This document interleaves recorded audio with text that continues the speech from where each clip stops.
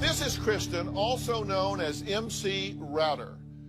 She's an internationally recognized rapper who's notorious for being promiscuous and chugging a case of beer on stage at every performance. This is Abby. She's a devout Muslim, speaks fluent Arabic, doesn't drink alcohol, abstains from sex, and prays 5 times a day. Now, it may seem like they have nothing in common, right? Well, they do. Actually, they are the same person. Almost 2 years ago, Kristen converted to Islam and changed her name to Abby, actually Abada.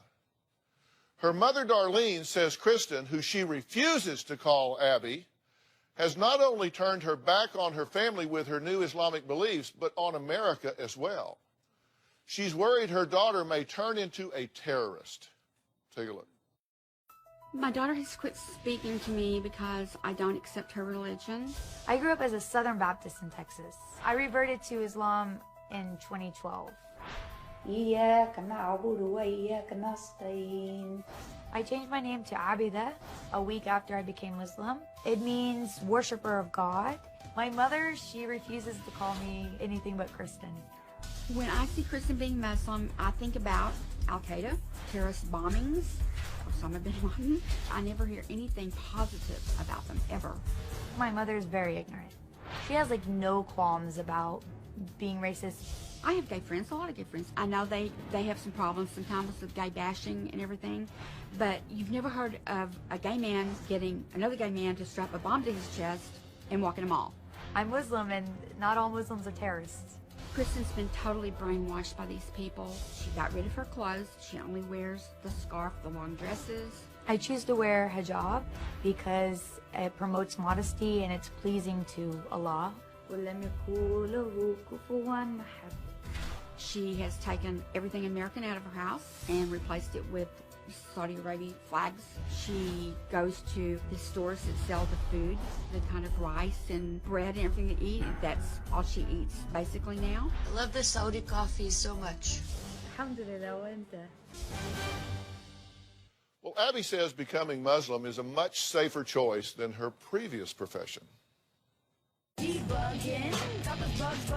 Kristen used to be a pretty famous rapper. I got popular enough doing the MC Router stuff that someone made a Wikipedia for me. I got invited to play shows in Holland, in Europe. I did a West Coast tour, played Whiskey A Go Go, where the Doors and Guns N' Roses have performed. I'm gonna destroy every part of my PC. I was really proud of her. I would tell her all the time, Kristen, I think this is what you were meant to do. When I was performing as MC Router, I came very close to being an alcoholic.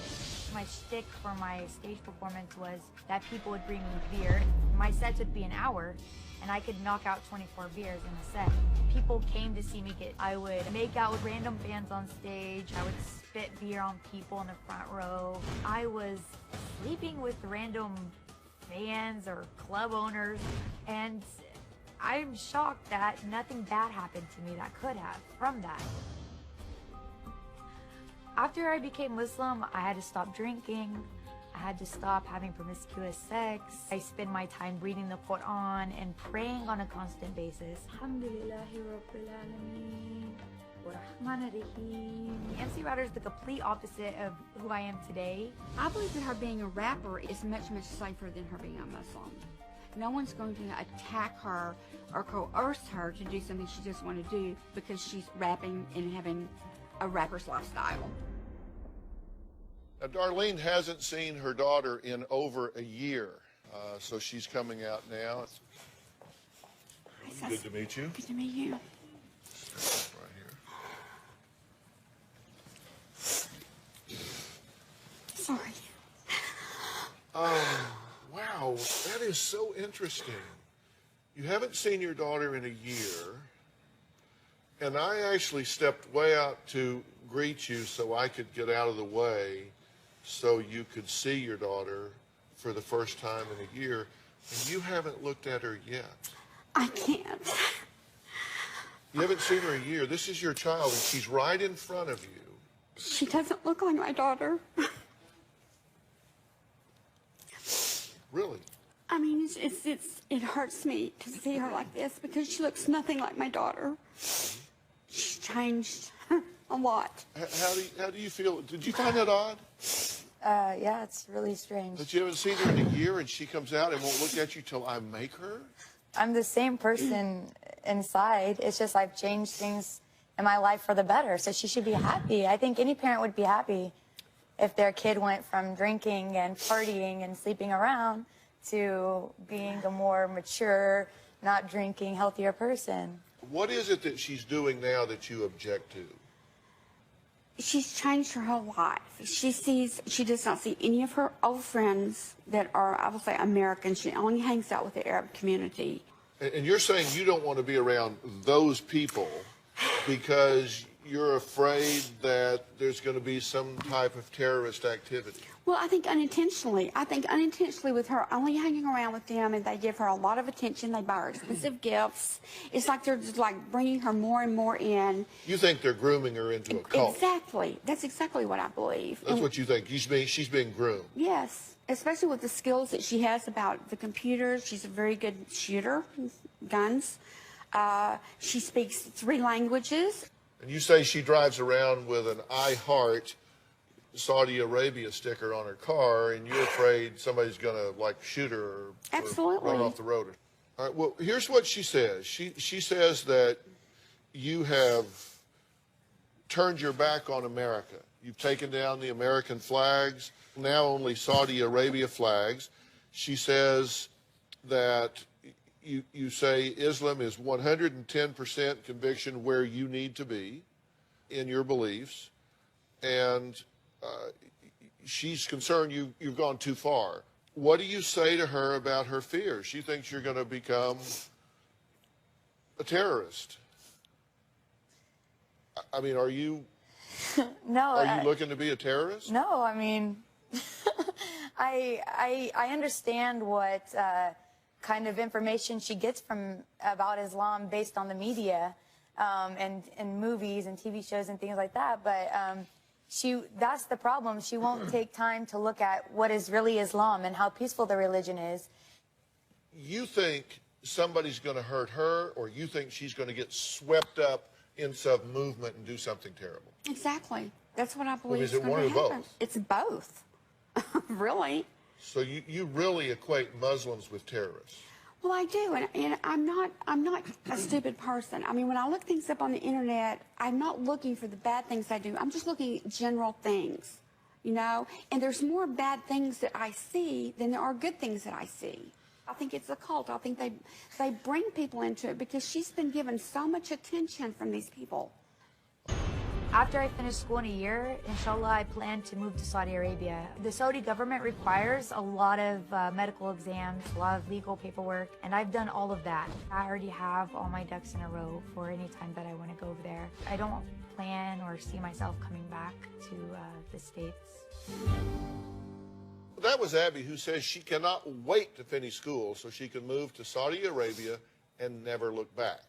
Now, her mother, Darlene, says she is terrified her daughter may be brainwashed by her new friends, and that she prays this new religion is just another one of her many, many phases. Take a look. Full throttle. She got into being goth, and then she went into the military. She started swing dancing. Then she became a rapper. Then she got interested in Dutch people. She learned Dutch. She speaks Dutch fluently. She changed her name to Chris. I think it's Crystal. It's K-R-I-S-J-E. Her car was covered in I Love Dutch Boys. She went to specialty places and bought all Dutch food. When Kristen converted to being a Muslim, I didn't think too much about it because she's gone through so many phases. But my worst fear right now is that this Muslim phase that she's going through is not a phase. Assalamu alaikum. And that she's going to do whatever she has to do to get to Saudi Arabia so she can believe that she's really Muslim. I think she's lost her identity. Okay, so she says that you got into swing dancing. Did you, like, convert to that? I mean, is that what she's saying? I guess. I mean, I don't know if swing dancing is a cult, but... And in the military? Yeah. Was that a phase? It was, but only because I just wasn't fit for military life. That wasn't me.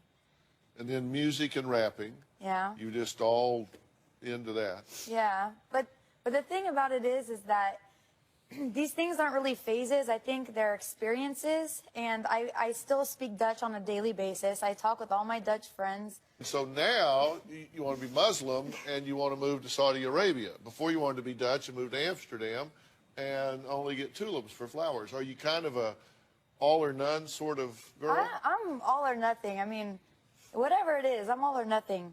If you go to Saudi Arabia, you understand that there are different cultural mores and folkways there, right? That women have a different role there. Yeah, I mean, women can't drive, which I would love to be chauffeured around. You know, I hate driving. I mean, there's a lot of less freedom for women, but I don't mind that because people from Saudi Arabia, they come here and they get to have freedom. They get to do whatever they want. But me, I've already done everything, right? I've already went through all these phases or whatever, and now I'm ready to straighten up my life. Well, here are the rules for women that we've been able to determine from research and talking to folks. You can't drive. Okay. You can't be alone with an unrelated man who is not a sanctioned relative. Okay. And you don't have any relatives over there. So that means you cannot be in the presence of any men alone. Unless I have like a wali or something, like someone on my behalf to be my guardian, like an imam or something who can act as my wali. You can't travel alone without the approval of the male guardian. Yeah. You can't sponsor a non-Saudi husband. You can't visit a graveyard. You can't attend Friday prayers in a mosque unless there is a women's section. That's to protect the women, though. That's why we dress modestly, so men don't look at us in a sexual way. So when they tell you can't go to the mosque and pray, it's better for the women to pray at home, actually. What is your tattoo on your hand here? It says Geek Life. Geek life? Yeah.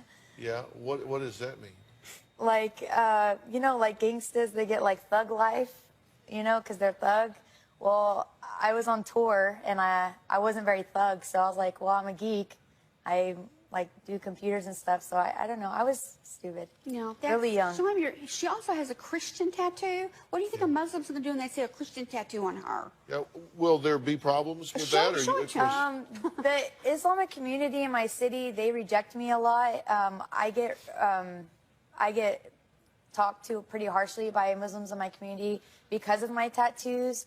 The only problem is that I got them a long time ago, and they're really expensive to remove. And I've tried to save money to remove them. I just can't, and there's nothing I can do about it. It's really expensive.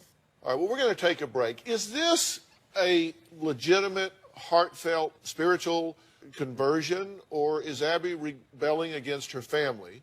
Should Darlene learn to accept her daughter's new faith? Put yourself in this situation. If you were the mother and this was your daughter, what would your questions be? What would you be thinking?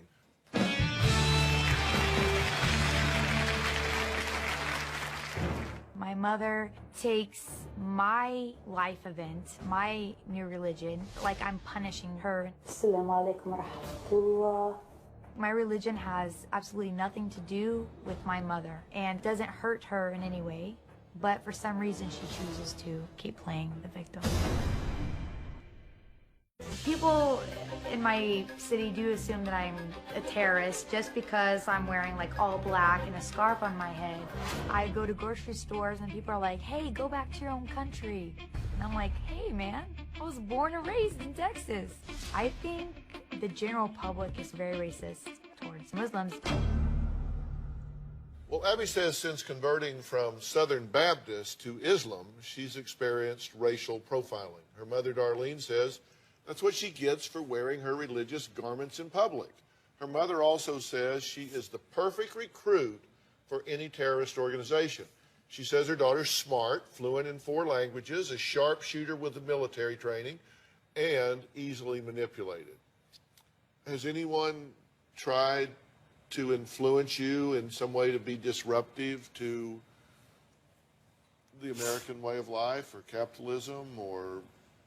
No, I don't. I've never even had a conversation about any sort of politics or anything with any of my Muslim or Middle Eastern friends. How do you feel about America? Well, It's a good place. The education here is really good. I really don't like America that much. I mean, I appreciate the freedoms here and stuff, but it's not my cup of tea. Yeah, what about it bothers you? I don't know. I think I like being around like old culture and traditions, and I think America is just kind of a big melting pot, and there's not a whole lot of tradition here. There's not a whole lot of culture. I mean, when I was over in Holland, you see old buildings that have been there since God knows when, and the people have like coffee breaks at 10 a.m. every day, and everything is just like very traditional, and I don't know, I'm just bored here, I guess. I mean, who knows? I'm not closed-minded. I could move somewhere and then miss America. I mean, I don't know. I have to experience that. Well, Darlene admits she doesn't know much about the Islam religion, so we invited Adina Lekovich, the Director of Policy and Programming from the Muslim Public Affairs Council, to join us. And also joining Adina is a member of our staff, Alden, who was raised in a Muslim home. Adina, let me start with you. There are huge misconceptions about Muslims, correct? I think sometimes politics and culture and religion get swirled together, and we get a misunderstanding out of things. And I'm a mother. I can understand where Darlene is coming from and wanting to protect her child and know where her child is coming from. But when we learn about faiths and other cultures, primarily through television screens and film screens, we're going to get a distorted picture of what's actually going on, when the truth is that Islam is actually an Abrahamic faith. We believe, just like Jews and Christians, in all the same prophets. We believe in God. We believe in the Day of Judgment. Truly, Islam is about believing in God and doing good in this world towards all people, not just Muslims, but serving all people. And you are not as covered as she is. Why is that? Because the hijab, or any form of covering your hair or your body, is a symbol of modesty. And every woman has the right to choose in her own way how she practices that. And in fact, the vast majority of Muslim women in the world don't wear any kind of scarf. Now, Alden, you've been raised by a Muslim family here in the U.S., right? Yeah, I'm first generation here. So my parents left Lebanon in the 80s and raised me here. Yeah. People usually think if you're Islamic, you're anti-American. But there's so many Muslim Americans here, and we've assimilated into the culture. Like she said, not everyone would wear the headscarf, and my mother doesn't. No one in my family does. And if anything, the moral values they've taught me is that of empathy, that of understanding, and that of just seriously just putting others before you, and kind of not underestimating another person's battle. And that's kind of like the underlying statement there.